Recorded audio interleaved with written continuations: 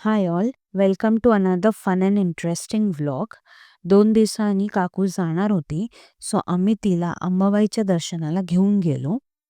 सगळ्यांनी आवरलं आणि निघालो दर्शनाला. सगळं आवरून आम्हाला तसा उशीरच झाला होता. देवीचं दर्शन घेतलं, खूप छान वाटलं. तिथे थोडा वेळ शांत बसून नामस्मरण केलं, मन एकदम प्रसन्न झालं. त्यानंतर काकू इथे कोल्हापुरी साज बघती आहे ताईला घेण्यासाठी. खूप भूक लागली होती, सो आम्ही पोहोचलो 100 वर्ष जुनी मिसळ खायला, ती म्हणजे बावडा मिसळ. मस्त तर्रीदार मिसळ होती. खूप फ्रेश असा पाव म्हणजे तिथे ब्रेड म्हणतात आणि सोलकढी पण घेतली होती, ती पण खूप छान होती. मज्जा आ गया. त्यानंतर आमचा सडन प्लॅन ठरला की कण्हेरी मठात जाऊ, सो आम्ही कण्हेरी मठात गेलो. व्हिडिओ नक्की शेवटपर्यंत पहा, कारण खूप सुंदर हा कण्हेरी मठ आहे. तुम्ही सगळ्यांनी वन डे ट्रिप नक्की प्लॅन केली पाहिजे. कण्हेरी मठ हे कोल्हापूरपासून 12 किलोमीटर अंतराचे एक गाव आहे. या गावात एक सिद्धगिरी नावाचे वस्तू संग्रहालय आहे. शहरीकरणामुळे लुप्त होऊ पाहत असलेले ग्रामीण जीवनशैलीचे मूर्तिमंत नमुने येथे उभे केलेले आहे. सिद्धगिरी म्युझियमच्या सुरुवातीला 12 राशींचे 12 शिल्पे आहेत. त्यानंतर एक गृह सदृश्य भागातून आत जाताच प्राचीन भारतातील ऋषीमुनींचे कोरीव पुतळे बनवले आहेत. ऋषींची नावे, त्यांचे विद्या आणि त्यांचे योगदान याची सामान्य माणसाला ठाऊक नसलेली माहिती तेथे लिहिलेली आहे. या गुहेतून बाहेर पडल्यावर दोन्ही बाजूला हिरवीगार शेतं आहे. त्यात कामं करणारी माणसं दिसतात. त्या माणसांवर जाताच समजते की ही माणसं नसून माणसांच्या प्रतिकृती आहेत. धान्याची पेरणी करण्यापासून ते धान्य घरात येईपर्यंत सर्व प्रक्रिया या प्रकृतीमधून दाखवण्यात आलेल्या आहे. याचबरोबर शेतामध्ये बैल, गाय, म्हशी या जनावरांचा असणारा वावर, लगोरी, सूरपारंब्या, लंगडी यांचे प्रत्यक्ष दर्शन या प्रतिकृतीमध्ये जिवंत वाटाव्या इतक्या बारकाईने टिपल्या गेल्या आहेत. 12 बलुतेदार ही समाजव्यवस्था खेड्यामधून आज लुप्त होत चालली आहे. बलुतेदारी म्हणजे काय आणि त्यावर चालणारा उदरनिर्वाह याची ओळख करून देणारी शिल्पे येथे पाहावयास मिळतात. कोष्टी, कुंभार, चांभार, नावी, लोहार, शिंपी, सोनार यासह पिंगळा, वासुदेव यांचीही शिल्पेही त्या त्या जीवनशैलीचे दर्शन घडवतात. ग्रामीण भागात असलेल्या घरांचे विविध नमुने येथे पाहण्यास मिळते. वतनदाराचा वाडा, पाटलाचा वाडा, शिंप्याचे घर यांच्या हुबेहूब त्रिमती प्रतिमा येथे ठेवल्या आहेत. म्युझियमजवळच काडसिद्धेश्वराचा मठ आहे. इथे महादेवाचंही एक छान असं मंदिर आहे. खूप उशीर झाल्यामुळे आम्ही गौशालाला जाऊ शकलो नाही, पण आम्ही नेक्स्ट टाईम नक्की फुल डे ट्रिप प्लॅन करणार आहे. मुलांसाठी गार्डनसुद्धा आहे. तिथे खेळायला खूप मोठा वावर आहे आणि इतकं छान प्रसन्न वाटतं तिथे. एक वन डे ट्रिपसाठी तुम्ही जर 10-11 वाजता निघाले, तर संध्याकाळी 5-6 वाजेपर्यंत तुम्ही तिथे सगळं फिरून बघू शकता. लहान मुलांसाठी आकर्षक अशी ट्रेन वगैरे पण आहे. तर हा एक वन डे ट्रिप स्पॉट खूप छान आहे. तुम्ही सगळ्यांनी नक्की व्हिजिट करावा, म्हणून ही मी माहिती तुम्हाला सगळी ऐकवली आहे. Thank you.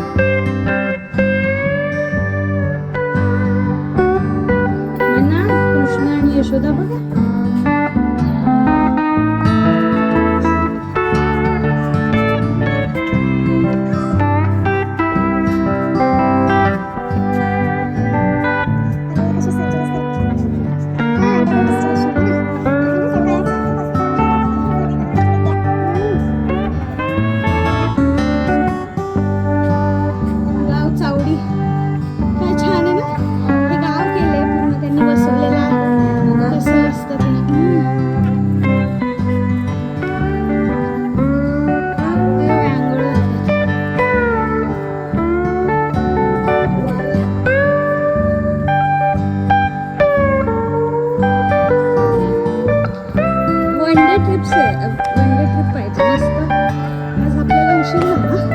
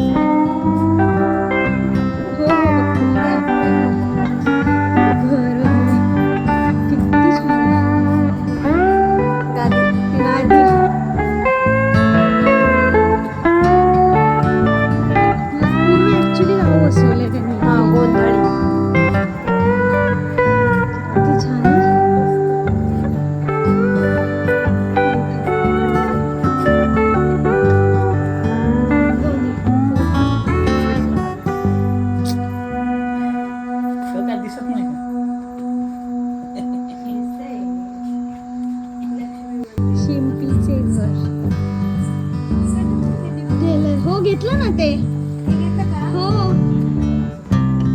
न्याय पंचायत कट्टा असं. आणि इतके रेखीव आहेत की खरंच लोक थांबलेत की काय असं वाटतं. मार्केट बाजारपेठा हे बघ, हे आधी असायचं बघ.